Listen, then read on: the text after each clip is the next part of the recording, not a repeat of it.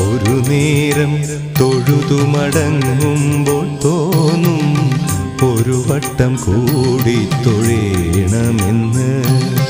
ഒരു വട്ടം കൂടി തൊഴുമ്പോഴും തോന്നും ഇതുവരെ തൊഴുതത് പോരെന്ന്.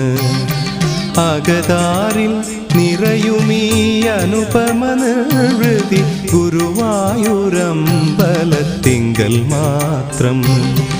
ഒരു നേരം തൊഴുതു മടങ്ങുമ്പോൾ തോന്നും ഒരു വട്ടം കൂടി തൊഴേണമെന്ന്.